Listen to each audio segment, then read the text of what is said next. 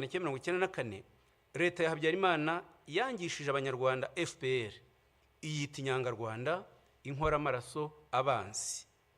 Bayihimbira ko igamije gutsemba rubanda nyamwinshi. N'abategetsi bamwe b'Ububirigi n'Abufaransa ntibafataga FPR nk'abanyarwanda. Tariki 3 Gashyantare 1991, Amiral Langsade wari umugaba mukuru w'ingabo z'Ubufaransa akaba n'umujyanama wa Perezida Mitterrand yamwandikiye inyandiko avuga ko FPR igizwe n'abagande b'Abatutsi.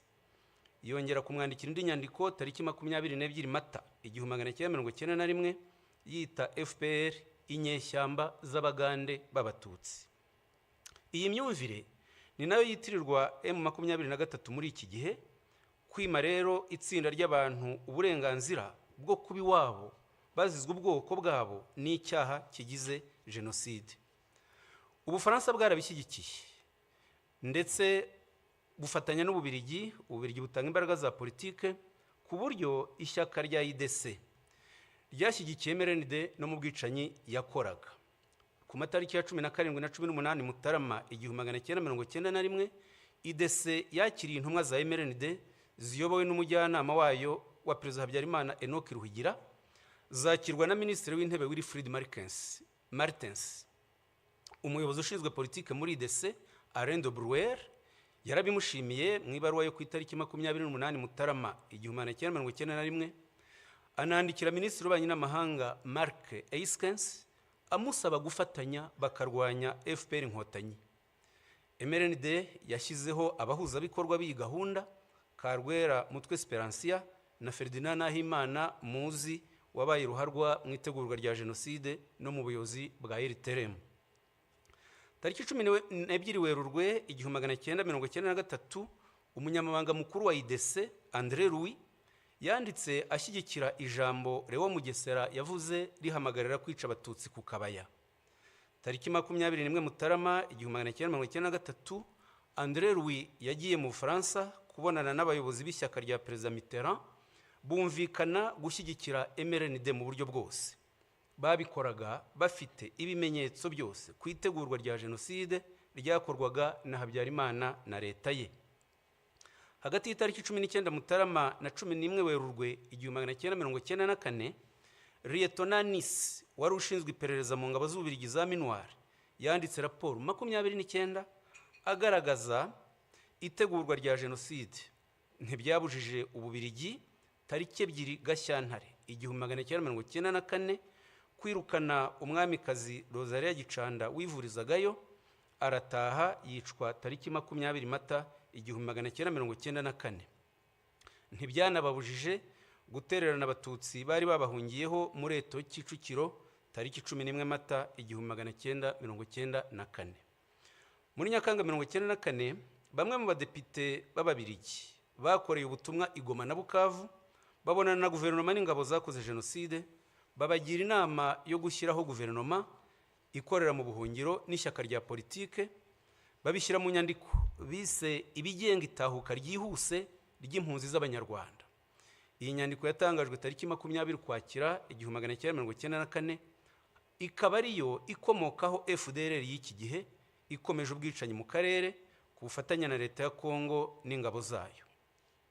Nyamara guhera mu mwaka w'2000, umuryango w'abibumbye wafatiye FDLR ibyemezo birenga 40 bitegeka ibihugu kuyirandura burundu.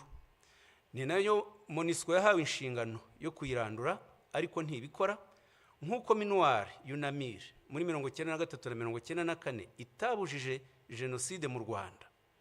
Umuryango w'ibihugu by'i Burayi nawe wafashe ibyemezo byo kurandura FDLR, nk'icyo ku itariki 10 Mutarama 2008 n'itariki 8 Ukuboza 2010. N'umuryango wa Afurika yunze ubumwe wafashe ibyemezo nk'ibi, nk'icyo ku itariki 10 Mutarama 2005 mu nama y'abakuru b'ibihugu yateraniye i Libreville muri Gabon. Biratangaje rero kuba hari ibihugu muri 2025 bibeshwa n'Ububirigi bikihutira guhana u Rwanda byirengagije ibi byemezo byose n'ubufatanya bw'icyaha bwa Kongo na FDLR. Ibyo bihugu bivuga iyubahirizwa ry'amategeko mpuzamahanga, bikayarebera ku ruhande rumwe rwa Kongo, ntibite ku busugire bw'u Rwanda bwatewe kenshi na FDLR, ntibite ku karengane k'impunzi z'abanyekongo b'abatutsi zirukanywe na FDLR zimyaza imyaka 31 mu buhungiro. Kongo yita izo mpunzi udukingirizo, le pantin. Ni kimwe nuko hagati ya 1990 na 1994 leta ya Habyarimana n'abambari bayo bitaga FPR inyangarwanda z'abagande. Ni nabyo muri Nyakanga 1994 Perezida Mitterrand yagaragaje avuga ngo muri biriya bihugu Jenoside nta kintu kinini isobanuye. Kuva muri Nyakanga 1994 kugeza amagingo aya, Ububirigi nicyo gihugu cy'Iburayi gikorerwamo ipfobya rya Jenoside yakorewe Abatutsi no kugoreka amateka yayo nta nkurikizi. Nyamara nta ushobora gutinyuka guhakana Jenoside yakorewe Abayahudi ngo bimugwe amahoro, kandi Jenoside ari zimwe mu rwego rw'amategeko, ku buryo n'ibyaha byo kuzipfobya byagombye gufatwa kimwe. Ubu ngubu inyandiko zifashishwa n'amahanga mu guharabika u Rwanda zitegurwa n'abiyita impuguke z'Ababirigi zibeshya ko ziza u Rwanda, kandi nizo zagize uruhare mu kwangiza amateka y'u Rwanda, harimo kwandika itegeko nshinga ryo muri 62 na 78 n'amategeko y'irondabwoko yakoreshwaga mu Rwanda. Umwe muri zo, Philippe Regency, abyigamba ku mbuga nkoranyambaga ko bagomba guca icyo yita agasuzuguro k'u Rwanda. Hariho n'ibihugu nk'Ubwongereza byinangira mu kohereza abakoze Jenoside mu Rwanda no kutabacira imanza. Nyakubahwa Perezida wa Repubulika, ngana ku musozo, ubugome busenya u Rwanda bwakoreshejwe muri imyaka 31 ni bwinshi, ariko ntacyo bwadutwaye kubera ubuyobozi tubakesha bwubaka ubumwe bw'Abanyarwanda. Ijoro ribarwa riraye, tuzi urwobo mwakuyemo u Rwanda isi yarutereranye, tuzi n'aheza mu rugejeje. Dufitanye namwe igihango tudashobora gutatira. Ntituzemera abasenya ubumwe bwacu n'abimika ingengabitekerezo yasubiza u Rwanda mu icuraburindi. Uburenganzira bwacu bwo kubaho twihitiyemo ibidukwiriye ni ntavogerwa. Ababikerensa ntibaduheho, babyumve batureke. Ndabashimiye Nyakubahwa Perezida wa Repubulika.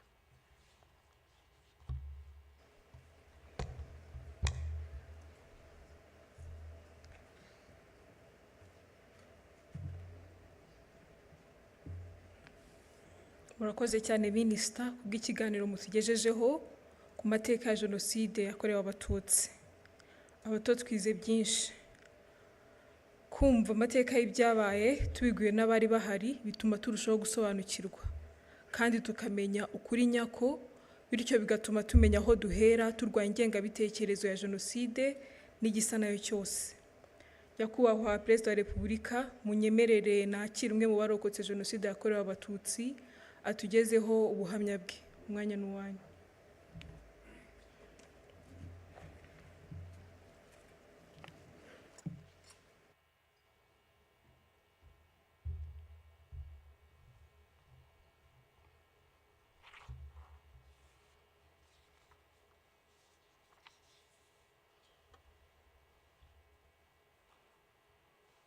Nyakubahwa Perezida wa Repubulika na Madamu, mbashimiye uyu mwanya mumpaye kugira ngo bagezeho ubuhamya bwanjye n'inzira yo kurokoka Jenoside yakorewe Abatutsi. Nitwa Mutangwa Freddy. Muri Jenoside nari mfite imyaka 18. Banyiciye ababyeyi, banyicira abashiki banjye 4, babiciye mu cyahoze ari komine Mabanza, ubu ni mu karere ka Rutsiro mu murenge wa Mushubati. Munyemerere ntangire ubuhamya bwanjye ku mateka y'ababyeyi banjye. Muri 1973 ubutegetsi bwari buriho bwishe Abatutsi. Abanyeshuri ndetse n'abakozi b'Abatutsi barameneshejwe mu kazi kabo. Data nawe wakoraga muri Caritas hano i Kigali nawe yarameneshejwe, gusa yagize amahirwe ahungira mu gihugu cy'u Burundi. Mama wari umufiancé we yiyemeje kumusangayo, mu nzira igoranye yanyuze muri Gisenyi yambuka Igoma amanuka Uvira musanga i Burundi amugeraho mu gihe cy'imyaka 2. Barashyingiwe babifashijwemo n'ababyeyi bari mu mpunzi. Njye mvuka muri 1976.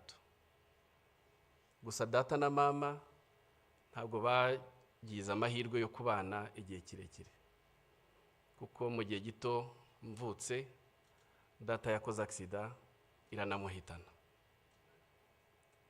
Yasize mama twite umwana w'umukobwa ariwe mushiki wanjye, tukaba kubw'amahirwe twararokokanye Jenoside yakorewe Abatutsi muri 1994. Ubuhunzi bwaramugoye, ndavuga mama yiyemeza kugaruka mu Rwanda akaruhira iwabo. Yagarutse yerekeza ahoze ari muri komine Bwakira, niho hari iwabo, ubu ni mu karere ka Karongi. Aguma iwabo, ariko naje kumenya ko uko icyo gihe nari nkiri muto, naje kumenya ko yakomeza gutotezwa n'inzego z'iperereza zimubaza iby'inyenzi yasize Burundi. Byarakomeje kugeza yongeye gushaka, ashaka mu karere ka Rutsiro, ubu ni muri Mushubati. Yashatse umugabo nawe wari umaze gupfusha umugore, nawe afite abana 3. Turabana, nakuriye aho Mushubati, mpiga n'amashuri abanza. Mu gihe nari mu mashuri nibwo namenye ibyerekeye amoko, aho mwarimu wacu nigaga mu mwaka wa 2 yahagurikije abana b'Abatutsi. Icyo gikorwa bagikoraga buri gihembwe, hari ifishi ya leta buzuzaga bagashyiraho ubwoko bwa buri mwaka, bwa buri mwana. Nibwo rero yaduhagurutsaga, ngenda jijinganye, aturuka imbere araza amagurutsa andi ikinyuguti kwitama, arambwira ngo wowe mama wawe n'umwarimu kazi hano ukaba utazi kuri inyenzi. Narahagurutse, nyuma tuza gutaha mbitekereza mama nanamubaza impamvu twabaye Abatutsi, ariko sinibuka igisubizo yampaye. Gusa ababyeyi muri hano sinzi ko mwakibona namwe. Urungano rwanjye, urubyiruko muri icyo gihe twigishije urwango, twigishwa ubugome, twigishwa ubugizi bwa nabi. Ikibabaje gikomeye nuko bwigishijwe no mu mashuri, bwigishwa mu mashuri ku nzego zitandukanye ndetse no mu buryo butandukanye. Abize muri icyo gihe cyanjye muri buka imyandiko textbooks twigaga zari zuzuye urwango, nubwo hari harimo imigani itandukanye irimo inyamaswa n'ibindi, ariko hari harimo ubugome bukabije, hari harimo n'ubugizi bwa nabi. Abize mu myaka ya 7 n'iya 8 turibuka isomo twigaga ry'imyuga. Iryo somo batwigishije gucura imyuko, gucura amahiri, gucura imihini, ndetse no kubaza amahiri, gucura n'ibyuma. Ibyo byarakomeje kugeza ubwo mu gihe cy'imyaka ya za 91 na 93, mu gihe cy'amashyaka menshi, abanyeshuri n'abarimu birwa birukanka muri za meeting, aho gufokasinga ku masomo yabo bakirwa birukanka. Ari nabwo muri icyo gihe abajene benshi bashowe mu kuba abarwanashyaka, bajya mu ntera hamwe mu mpuzamugambi za sederi, ari nabo bakoreshejwe cyane cyane mu gihe cya Jenoside yakorewe Abatutsi mu kwica ndetse no gusahura ibyari biriho icyo gihe. Ku itariki ya 7 Mata muri 1994 iwacu twabyukiye ku matangazo ya leta yari yatanze batubwira ngo abantu bose bagume mu ngo zabo, harimo n'indirimbo twumva ko Habyarimana indege yarashwe yapfuye. Twabyutse tutazi icyo dukora, gusa twakoze inama ntoya mu rugo. Ababyeyi banjye bansaba ko nerekeza imushubati hari kuri paruwase. Ndambuka aho ngaho imushubati hari hatuye bari mu benshi b'abatutsi. Ababyeyi banjye bansaba kujya kubaza niba bo bafite icyo bakora. Naragiye mpura nabo, nsanga abantu bose bamanjiriwe, nsanga batazi icyo bakora, ariko nsanga harimo abatangiye gufunga ibintu kugira ngo bajye kuri komine Mabanza, kuko bari batangiye kubwirwa ko ariho bashobora kurindirwa. Naragarutse ngeze iwacu nsanga huzuye interamwe nyinshi, huzuye interamwe zitaga imihembezo. Izo interamwe zari zaje iwacu zije gusaba amafaranga n'icyo kurya, ariko zari zihageze zimaze kwica umututsi wapfuye mu gace k'iwacu bwa mbere witwaga Rwandekwe. Ninjira mu rugo iwacu, mama mbonye arambwira ati bimeze gute? Ndabwira ntubagiye kujya kuri komine Mabanza. Arambwira ati mwana wanjye ntabwo turibona ko tugenda kuko twagoswe. Nuko arambwira ngo mwana wanjye ugomba kujya kwihisha.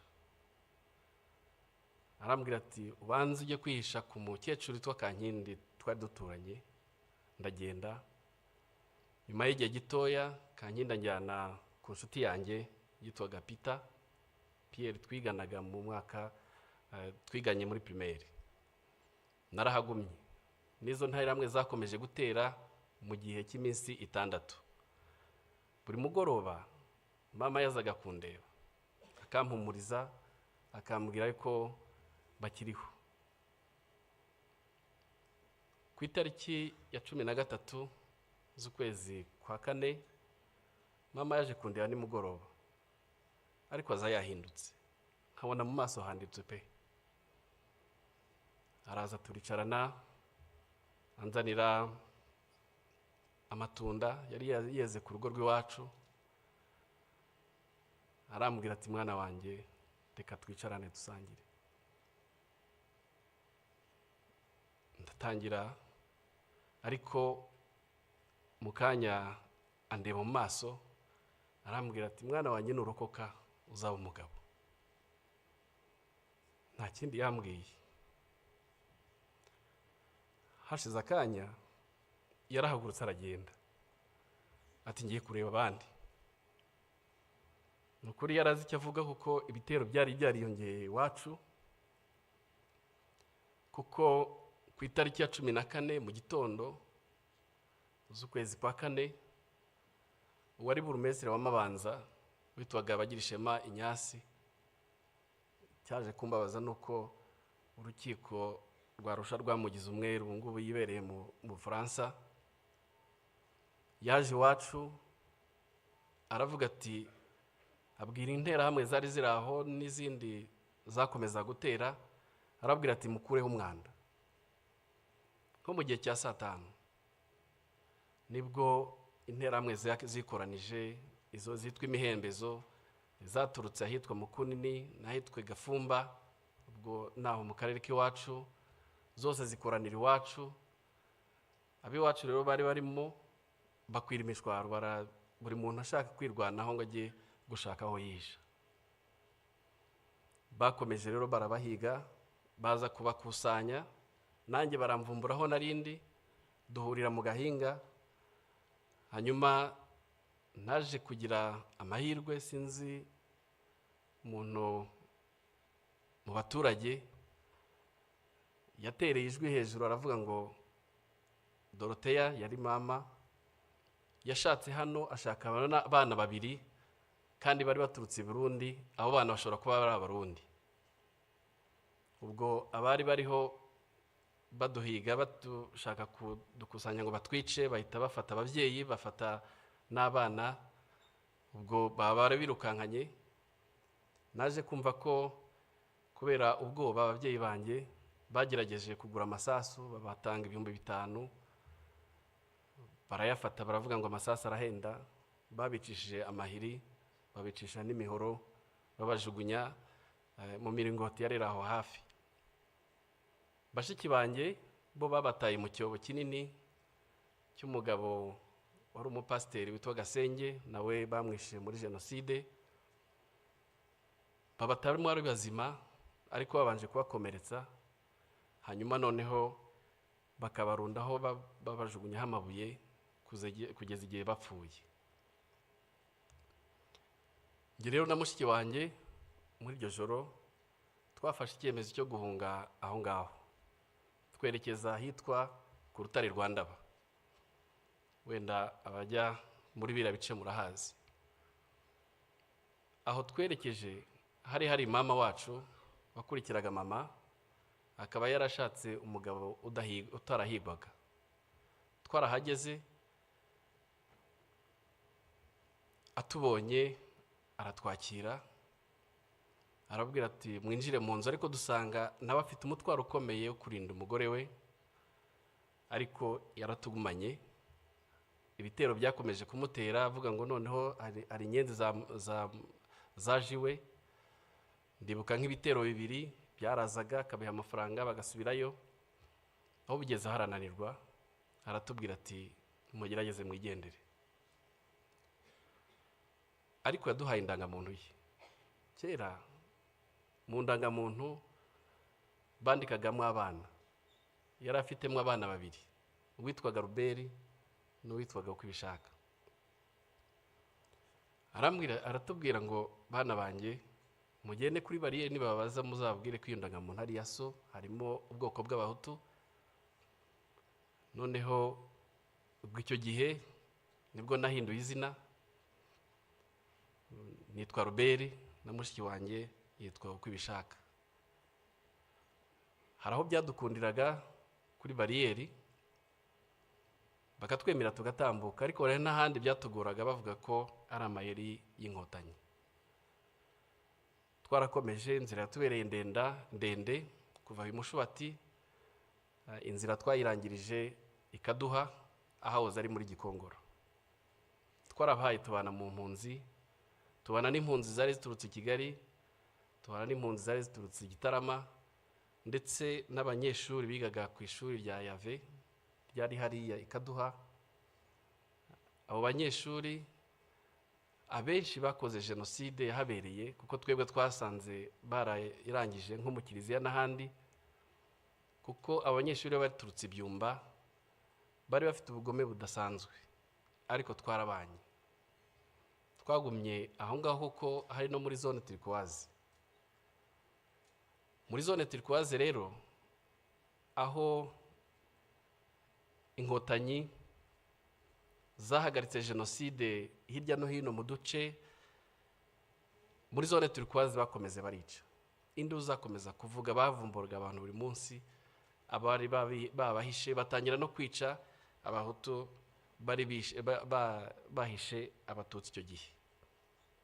Byarakomeje kugeza aho nageze nko muri bigeze nko mu kwa 7 hagati, ntabwo twari tuzi ko inkotanyi zahagaritse Jenoside. Twari twihebye. Hanyuma nahavuye hari umwana w'iwacu w'imushubati wigaga aho ngaho, ngo yaraje gutwara ibintu bye, turakubitanye, ahamagara izina ryanjye nyaryo rya Freddy. Mbona impunzi zose zitangiye kundeba, ariko kubera ko bari bazi ko nitwa Ruberi, mbona bitangiye kunkomerana. Nibwo ku mugoroba nafashe icyemezo, kuko twari tuzi ko inyuma wambutse uruzi rwa Mbirurume hari inkotanyi.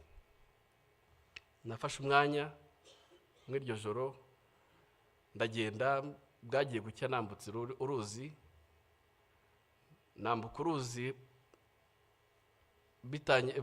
izuba ritangiye kuza, mbona abantu hakurya, ngenda mbasanga, kumbe bari inkotanyi. Bagezeho mpumagira, nasanze ari abana b'abasore babiri, abahungu b'abasore. Barambwira ngo urava ukajya he? Ndababwira nti mvuye mu mpunzi. Batekerereza uko byagenze nuko ntahageze. Ijambo rya mbere rimpumuriza naryumvise uwo munsi.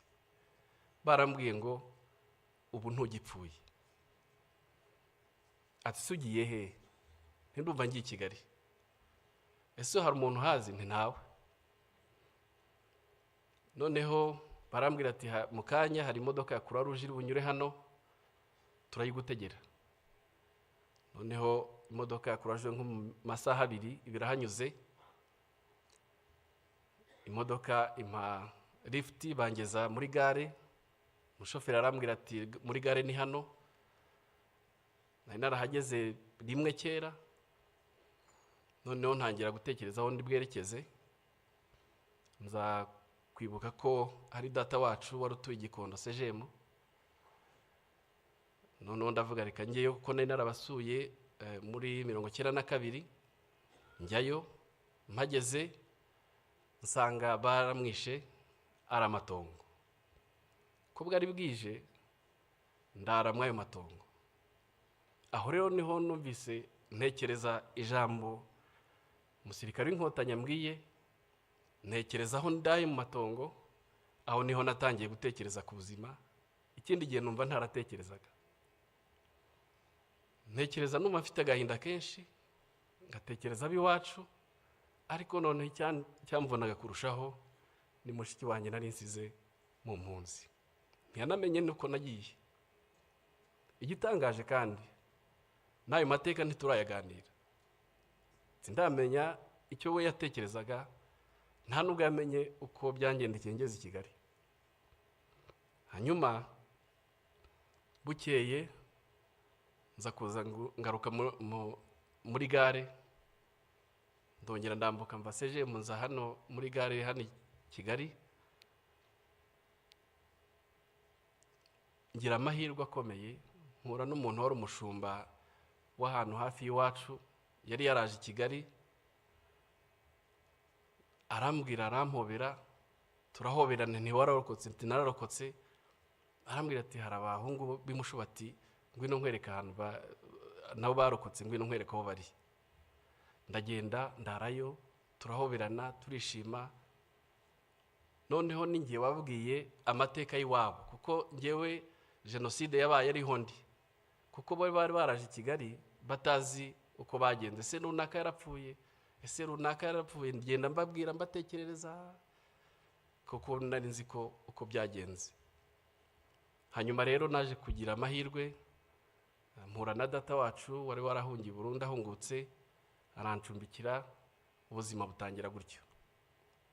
Ariko yaraturanye n'umusirikare witwaga Mutabazi, yari umukapiteni niko yambwiye. Ndagera mutekerereza uko nasize mushiki wanjye mu mpunzi. Arambwira ati nyina akora nk'inkotanyi. Ati mu mpunzi tahuhano ni nko kuva hehe nahagana he? Ndamutekerereza.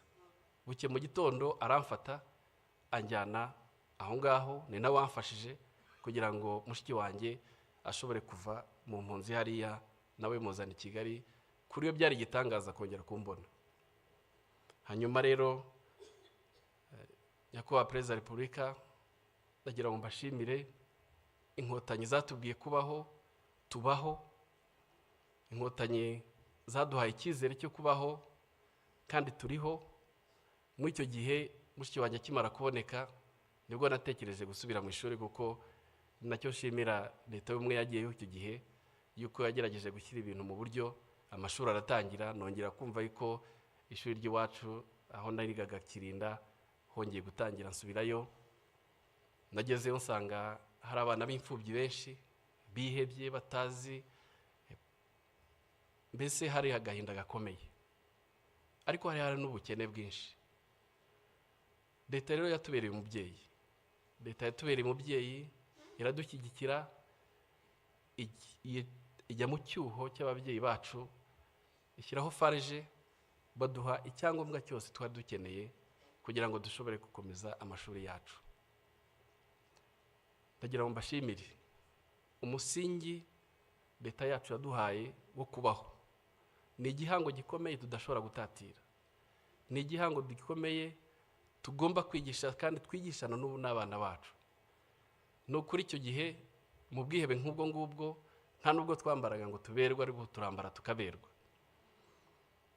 Ikindi twabaye abagabo. Rya jambo rya mama nzi neza yuko ababyeyi benshi baribwiye abarokotse benshi, twabaye abagabo. Bahumvugira aha, mfite ndi umugabo, narashatse, mfite abana 5. Nyakubahwa, munyemerere agace gasigaye gatoya kavuga mu Cyongereza. Your Excellency, I would like to continue my testimony in English. I want to share my testimony, but also my experience of working here at Kigali Jenoside Memorial. And I want to share with you what this memorial means for me. This memorial has been more than a workplace. It's my home. It's a home for me. Working here has transformed me deeply. Trying to learn and understand my history, the history of my country, explain the root cause of genocide against Tutsi, trying to share the transformation journey of my country from the ashes of genocide to a peaceful nation. It has been a very positive journey for me. But this memorial has a huge meaning for the international visitors that I receive all day, every day. This memorial provides an historical clarity. They come here to learn and they bear witnesses. They go back transformed. They're transformed by what they see and what they hear. They take these stories, our stories, the stories of genocide, the stories of reconstruction, across the borders and through generations. I want to extend my profound gratitude to the government of Rwanda for establishing the memorials around the country. It's a such act of humanity. While the perpetrators, they left their victims unburied, no respect, no dignity. They attempted to erase their humanity by establishing the memorials, such as Kigali Genocide Memorial. It's a profound and a powerful statement that they failed. The memorials here, the memorial here at Kigali Genocide Memorial, it's a place of healing for my fellow survivors, by myself as well. To conclude, through our pain, we find a purpose of life. Through commemorations and remembrance, a date like this, Your Excellency, you'll never miss for the last 31 years. Through your message, comforting message, and a powerful and profound message, Your Excellency, we find our strengths. This is what means memorization for humanity. Acknowledging the past, the dark past of our history, but also affirming our commitment to light. Murakoze cyane kunyumva. Murakoze mwese kuntega amatwi. Dukomeze twibuke kandi twiyubaka. Murakoze.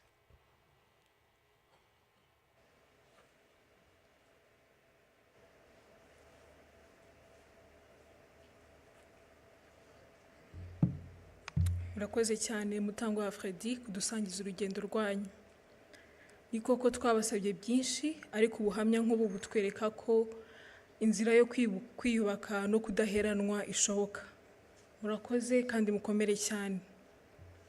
Muri aka kanya reka twakire ishuri rya Nyundo ritugezeho indirimbo ryaduteguriye ijyanye n'ibihe. Murakoze.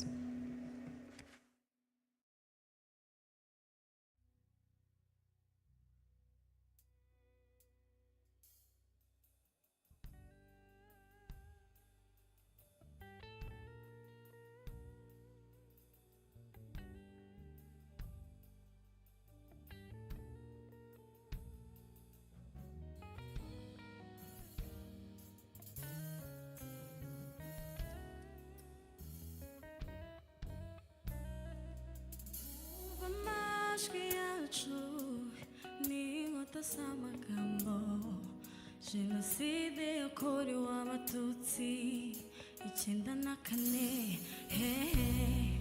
batonyaze ko bumwe bazabigisha Imana badacamo ibice baturema amoko umutu umututsi umutwa amacakubiri aragata twibuke twiyubaka ubumwe n'indahiro n'igihango bituranga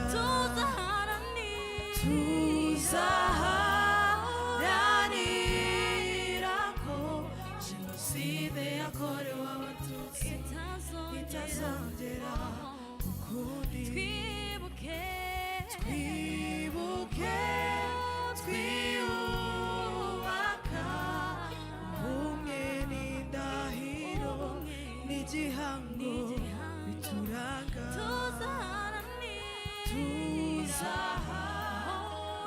tuzaharanira ko Jenoside yakorewe Abatutsi itazongera ukundi.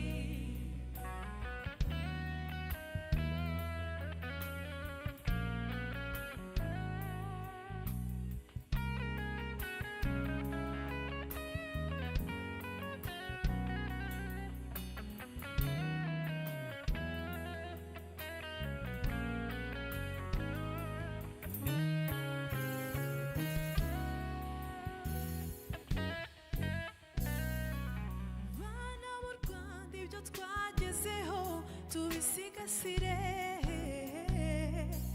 urukundo niryo banga ubumwe bwacu nizo mbaraga twageze kuri byinshi tubigezaho na leta y'ubumwe amateka azandikwa ku butaka bwacu mu rurimi rwacu tuzashinga icumu rizahama iteka. Twibuke ubumwe n'indahiro tuzaharanira ko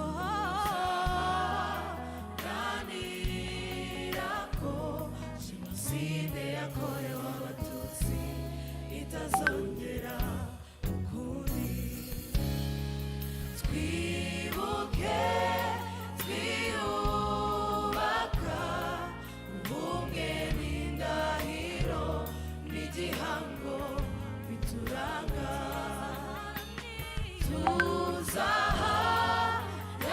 tuzaharanira ko Jenoside yakorewe Abatutsi itazongera ukundi. Twibuke twiyubaka ubumwe n'indahiro n'igihango bituranga tuzaharanira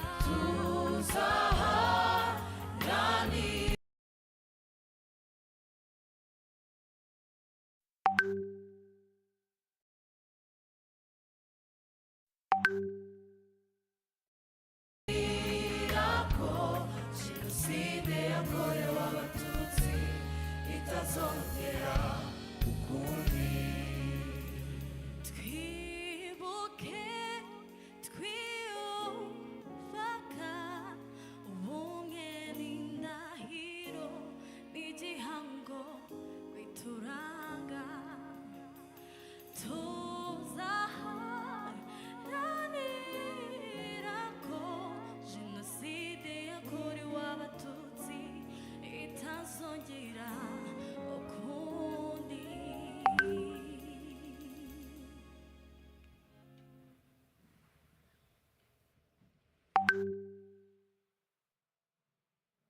Abaririmbyi barakoze cyane. Nyakubahwa Perezida wa Repubulika, abari hano twese n'abadukurikiye hirya no hino, dutegereje ubutumwa mwatugeneye uyu munsi. Umwanya ni uwanyu.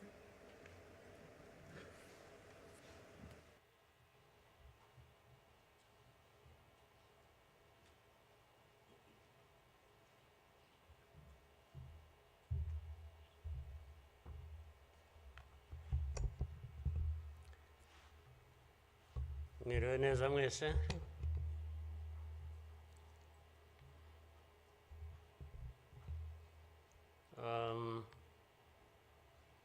Ngira ngo biroroshye wenda kugira aho mpera.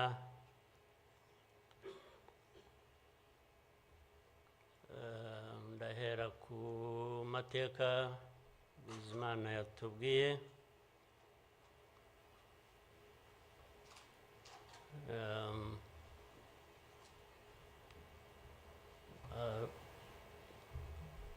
Arambuye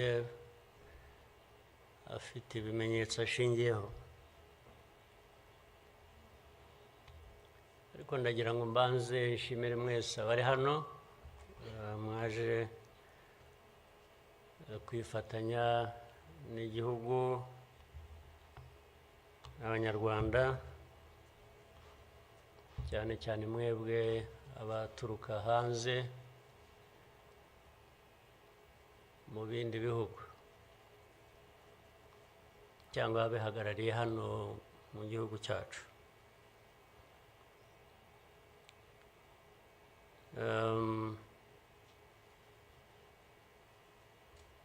Ndabashimira kuko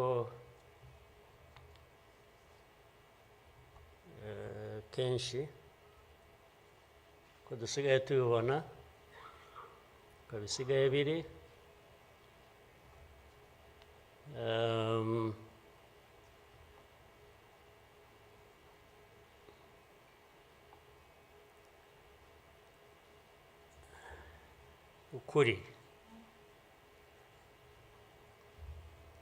ukuri ntabwo kukigenderwaho.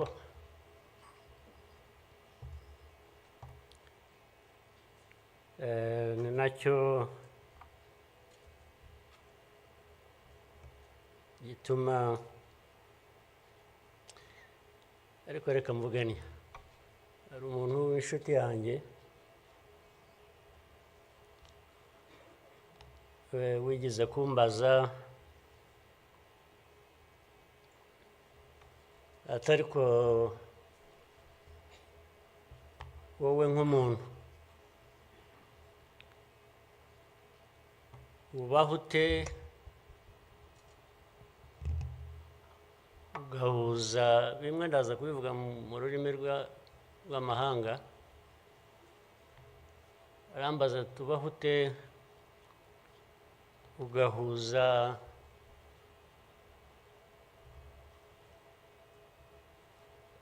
the dark past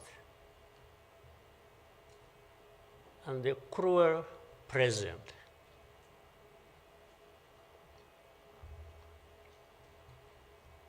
But how do you manage that?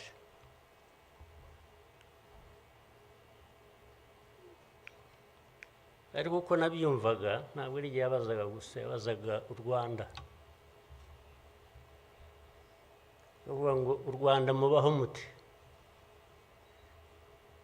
with a very dark past and a very cruel present.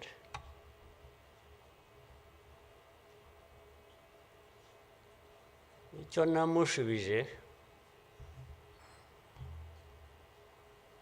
nuko from the beginning. We were under an illusion that the two were siblings,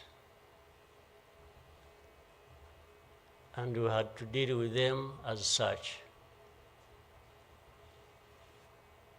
You have to deal with the cruel present,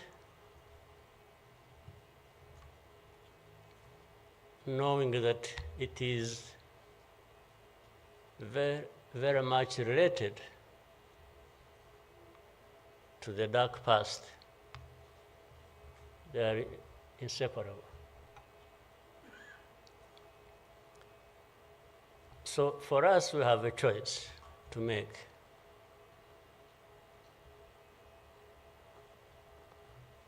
You are either crushed in between and you stop existing, or you stand up and fight.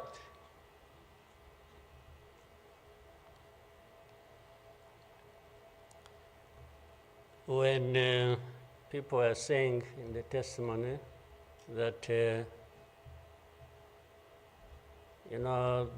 the hope they have, and that what happened here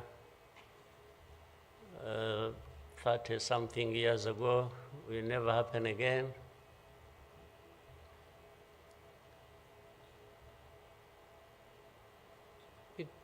It won't be because of those who were responsible for that dark past will not try again, or are not even trying now again. It will not happen again just because there will be people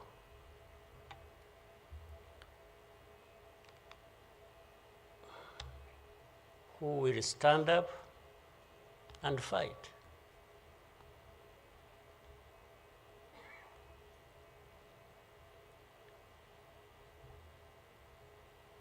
It's not because there are fewer people who wish to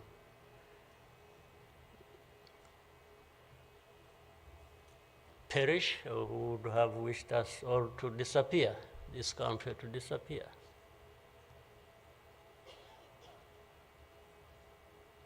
But how can people accept that? How can people not stand up and fight? Because anyway, well, there is a risk you may die when you stand up to fight. But if you don't, it's a sure thing you are going to die. Why don't I try to stand up and fight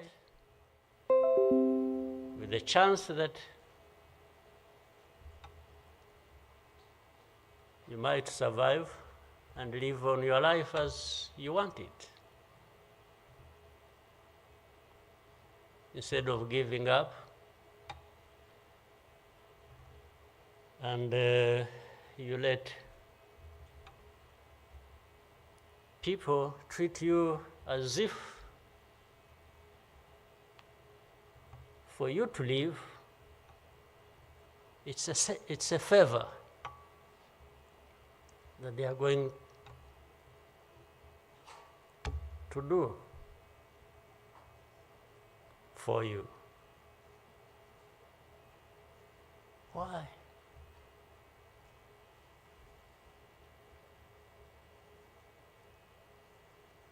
I've also had people come to me and warn me and say, President, you are too vocal. You say things that challenge these people who have the power in their hands, and they're going to kill you. Well, first of all, it means they are killers.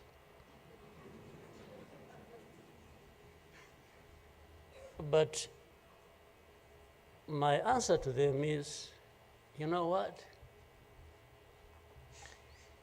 If I were to be there to just accept these things to happen, I don't think I would count myself as living anyway. It's like I would already be dead.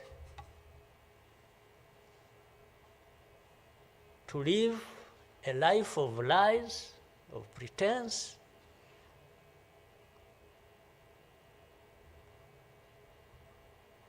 and all my life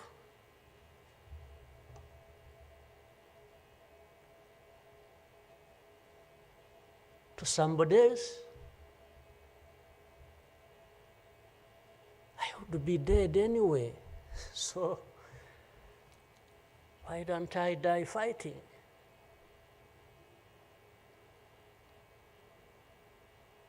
So you Rwandans, why don't you die fighting? Instead of dying anyway, just dying like flies. Why? But my message goes to other Africans who live like this on a daily basis, who are dehumanized. And they accept it and they beg. I can't beg to live. I can't beg anybody.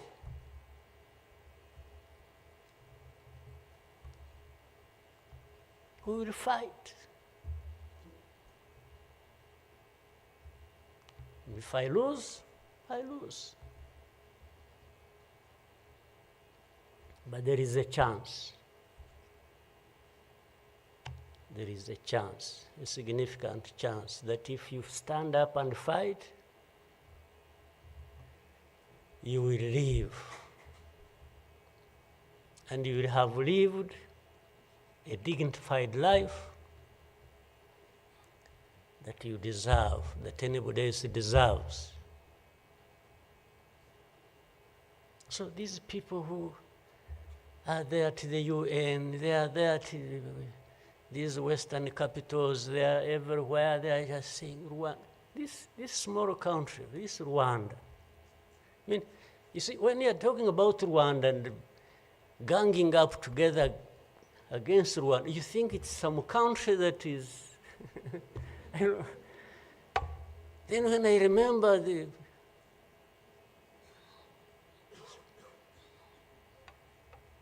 the facts about it, I just imagine the world has gone amok.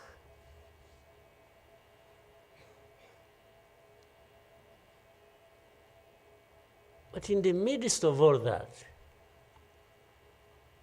we have to live. We have to live our lives, we have to fight for that, we have to live the way we want. And I tell anybody to his face to go to hell.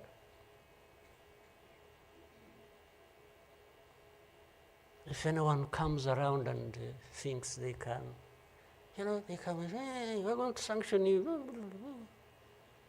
To what? Go to hell. Just go to hell.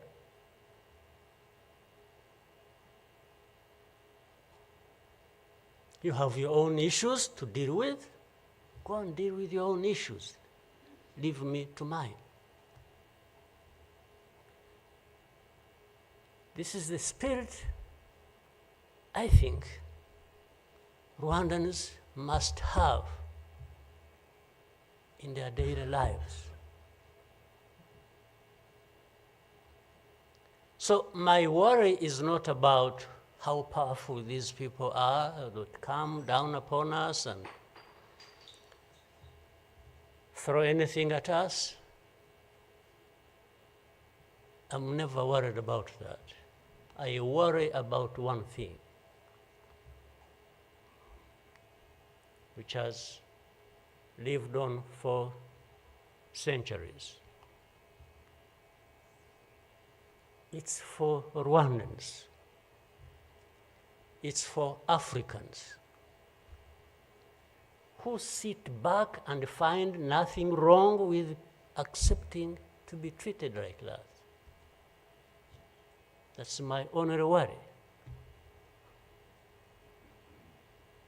When can Rwandans, when can Africans refuse to be mistreated like this? To be told they have no value, to be told that their lives have to be lived as a result of a favor they are being done by somebody else. What a shame for people to accept that even for a moment. You must not accept it. You must get up and fight for yourself.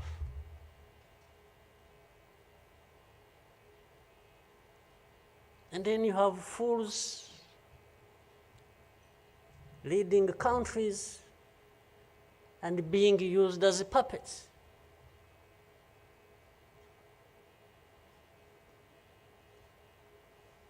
And they are stealing from their own resources, which they should be putting to the good use of their own people and develop them. They just put everything to their own use, find billionaires in a sea of poverty, millions of people going hungry, and their leaders, billionaires, money that has been stolen from the resources of these people, and these are the ones received in Western capitals and praised, and when, Rwanda is being crucified literally at the UN, everywhere, these are the ones who show up and everybody is doing their bidding.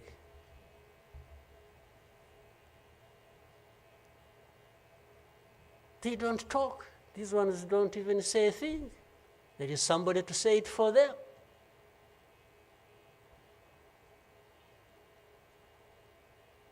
You don't say a thing.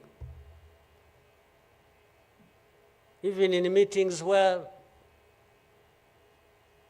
solutions are being thought about and crafted and so on, they are absent because somebody else is there. They are addressed there. When their name comes up, they say, no. You see, I see it on a daily basis. Somebody has agents, orders them, pays them to go everywhere preaching hate speech, killing people in broad daylight, setting fire on these people, burning in broad daylight. And when it comes up for discussion, they say, no, it's not this one. No. You see some other people, we look for them. But the person keeps coming up. He says, no, I will take the war to Kigali, I remove the government, these Tutsis, we are tired of them, like we were tired of them 31 years ago. Here. And it's okay. These wonderful people, these powerful people who tell us what to do and what not to do, they are okay with that. They are fine with that.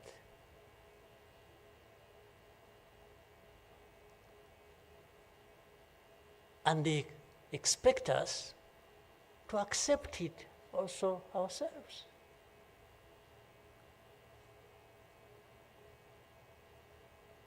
In broad daylight.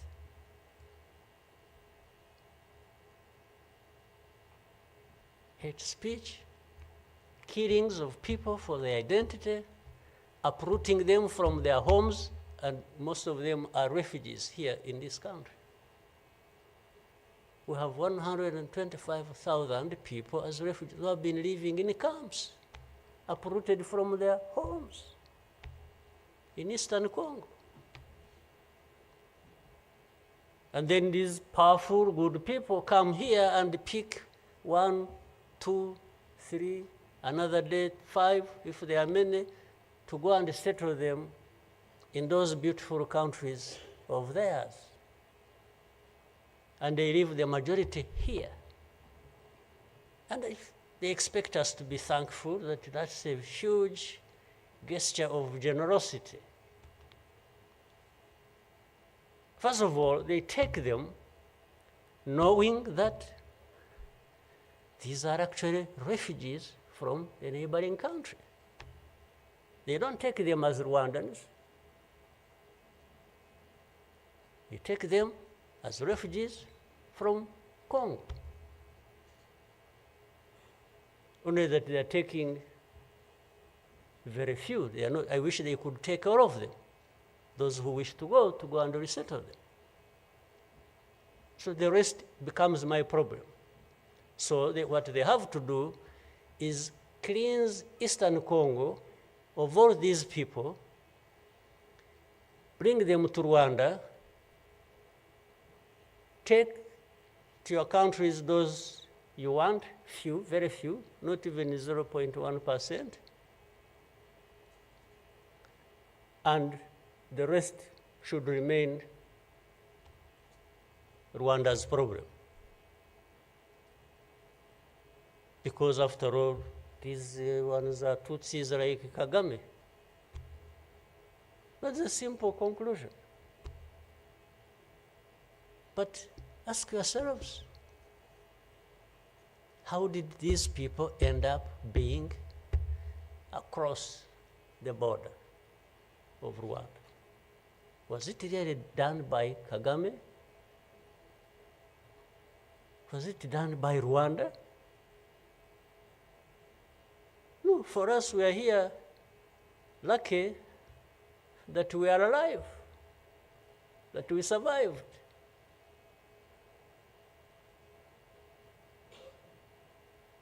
So,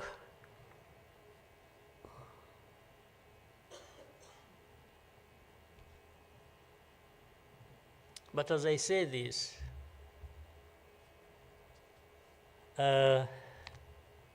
even for my sanity and the country's sanity, we have sometimes to just try to do things differently. Meaning, if you want to be helpful, if you want us to be partners, we are happy to play our part, and you can be sure you will find a reliable partner in us, irrespective of what we think about you.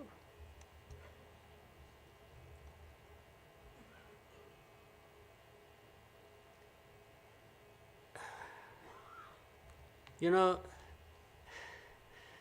this whole thing you see every day, you know, you have heard of groups, what is it? Group of experts.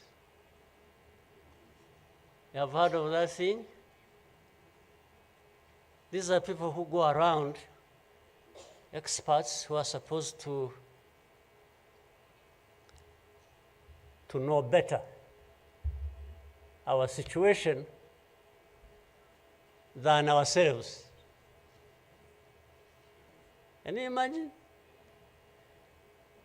And the ones who lead those groups are the very people connected with this history I'm talking about, or that Bizimana was talking about. Can you imagine the cynicism?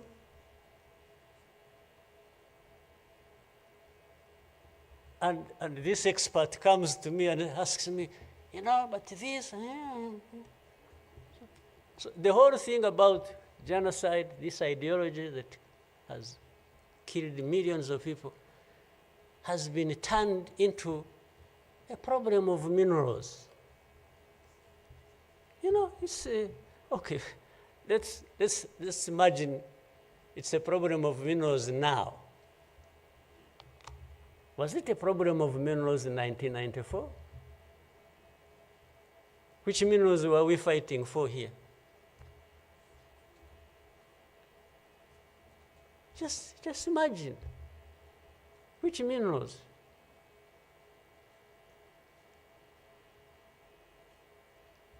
Second, if it were to be minerals, how many are actually fighting for these minerals in those places? Assuming you found evidence about Rwanda being implicated in what's happening in Congo for minerals in Eastern Congo. Are you really saying it is just Rwanda? Why don't you be brave enough to say Rwanda is invading our territory we have created for ourselves and is encroaching on the minerals we are also encroaching on in Eastern Congo? Why don't you be brave enough to admit that? At least to say that.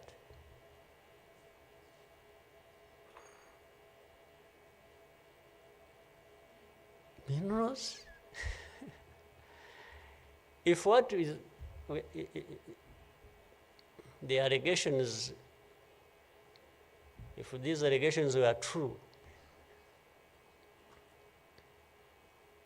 you know what? Rwanda would be as rich as you are, those who make the accusations. We would not be needing your money at all. Which you give us nothing and you come and beat us up for for everything. I mean,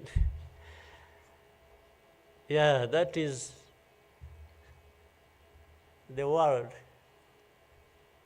between the dark past and the cruel present.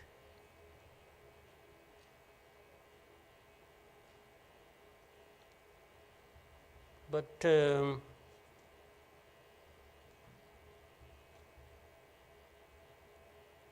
what didn't kill us and finish us 21 years ago has hardened us, has prepared us for the bad things that will always come anytime these people want and wish. Honestly, I want to assure you, we will not die not fighting like last time. And fighting does not involve invading anybody's territory, does not involve going after something that is not ours. Fighting, I mean, is if you find us here and want to treat us the way you want that we have seen in the past, I just want to assure you, you will not succeed. you will not succeed. I think I beg all these Rwandans, we should be itching for a fight with anybody who wants to come here and turn things upside down. And I think there are many who are ready to join for that. But for our friends, our partners, please, don't misunderstand us, don't mistreat us. We have had enough of it. Take it somewhere else. Take it somewhere else. You know, this Bizimana who was telling you this whole history, by the Bizimana, if you could compile that and distribute it to our friends and all of us. I actually want a copy of what you... But I think you should give our friends and others, they need to... Much as in the cruel present, facts don't matter, evidence doesn't matter, the truth doesn't matter. What matters is what pleases you on any day, and doesn't matter what facts about others. But and I was saying this because this man made another presentation another time that involved the same people he was talking about.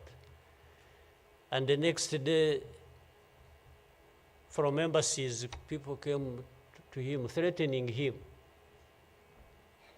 Yeah. You know, they even, they are so foolishly brave to just, you know, they went to him.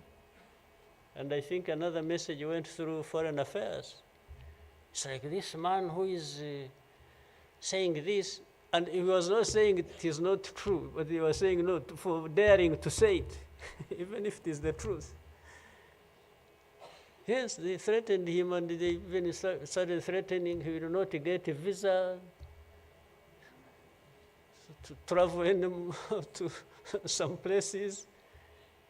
Face to face, like that. Somebody from the embassy threatening our minister. Of course, I can't blame them that, given this history we have had, that from the embassy they even think they are above the minister. Yeah. He just come and say, you dare say this.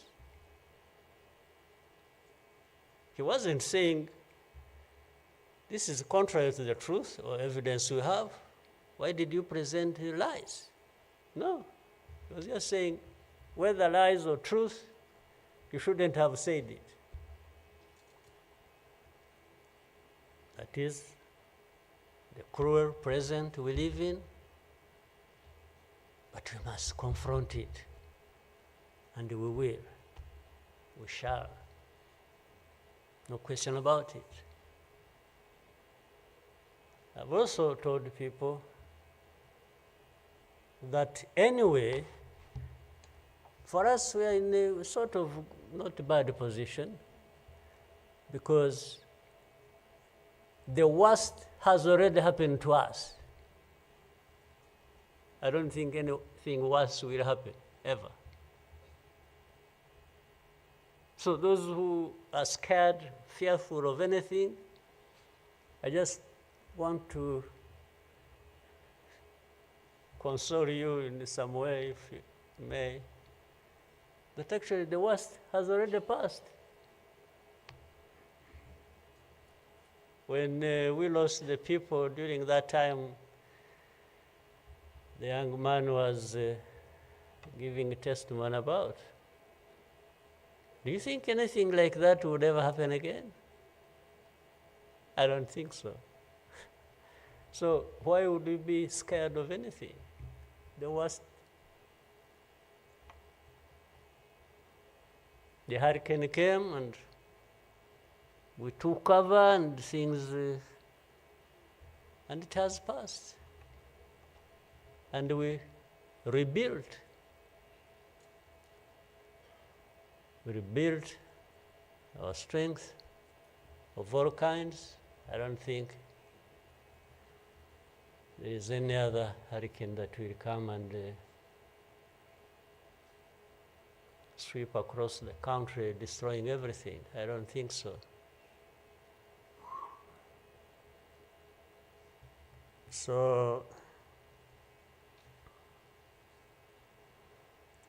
and this day always reminds us of some of the things that I ignored and facts that remember the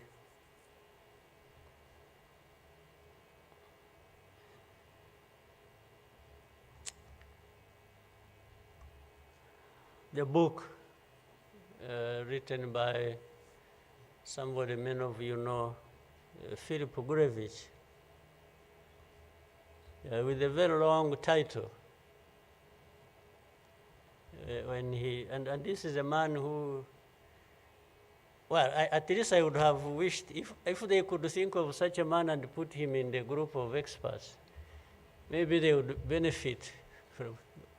But you bring somebody just because she comes from a country that colonized Rwanda and that becomes the expert. I think that's not serious. But he said that the title of the book was, "We wish to inform you that tomorrow will be killed with our families." You know, who were they informing? And who was going to stop that? And who was going to come to their rescue? Nobody.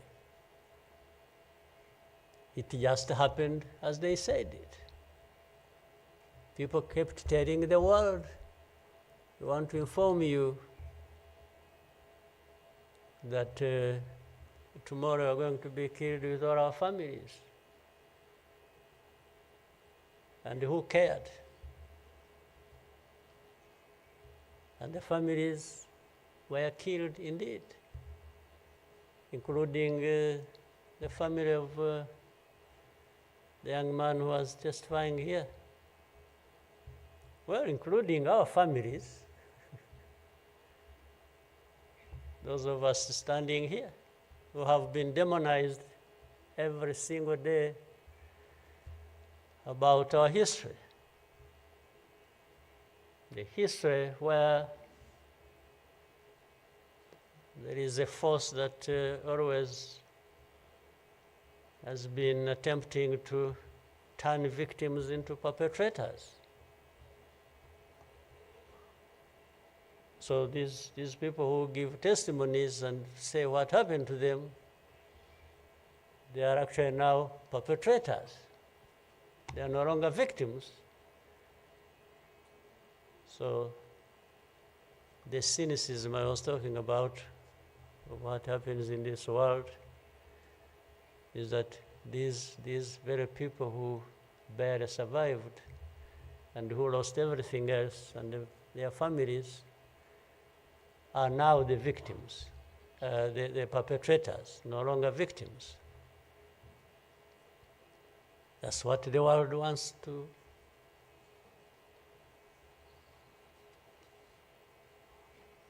create about us.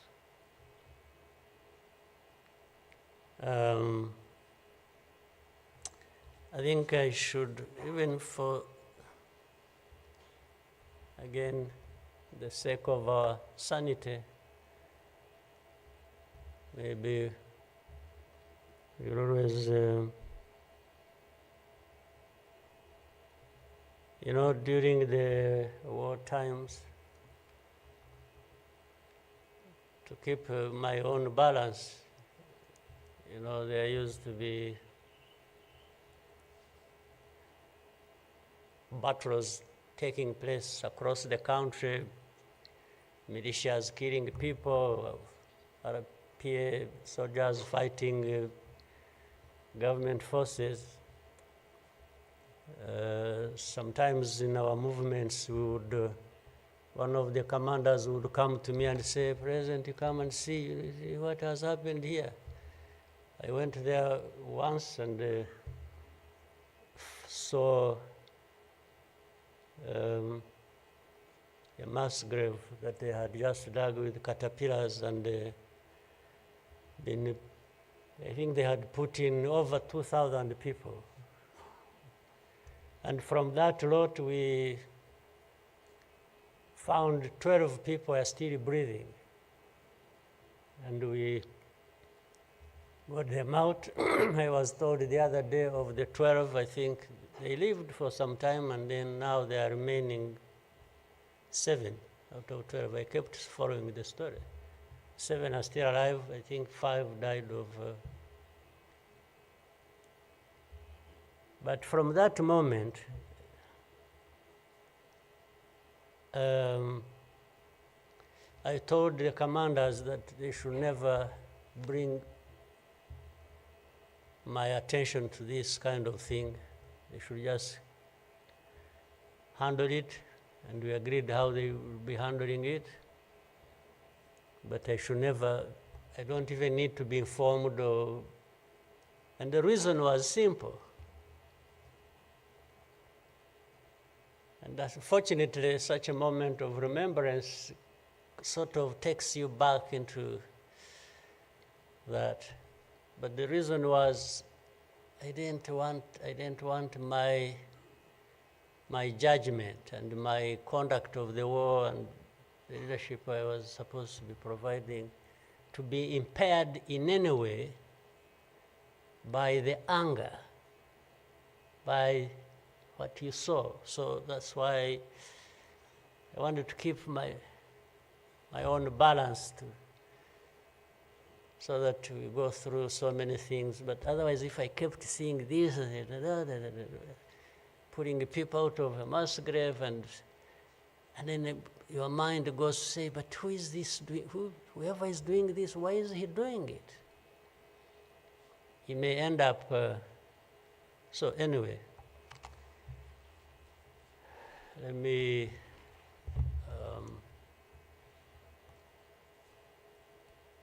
end here. There will always be another day, another year to commemorate our lost people. But for Rwandans, I beg you,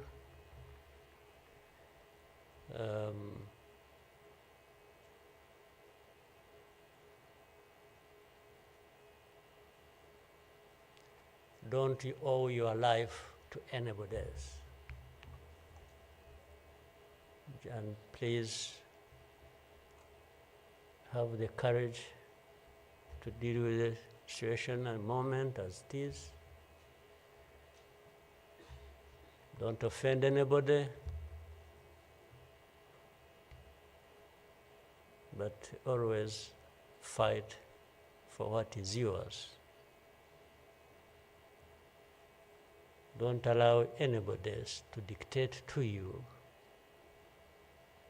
how you should live your life, because the moment you accept it, that is the day you have lost your life. God bless you.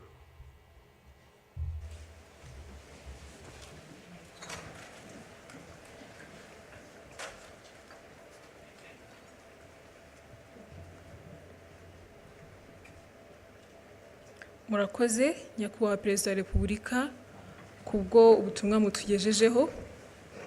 Abanyarwanda tuzabaho kandi tuzabaho uko twifuza. Nyakubahwa Perezida wa Repubulika na Madamu, banyacyubahiro, Banyarwanda namwe inshuti z'u Rwanda, nongeye kubashimira ko mwabanye natwe muri uyu muhango wo gutangiza icyumweru cy'icyunamo n'iminsi 100 y'ibikorwa byo kwibuka. Ndagira ngo mbibutse ko kandi kuri uyu mugoroba hari ibikorwa byo kwibuka. Urugendo rwo kwibuka Walk to Remember rurahera ku karere ka Gasabo rusoreza kuri BK Arena ahaza kubera umugoroba wo kwibuka. Gahunda yari duteranirije hano igeze ku musozo. Munyemerere duhaguruke duherekeze umukuru w'igihugu.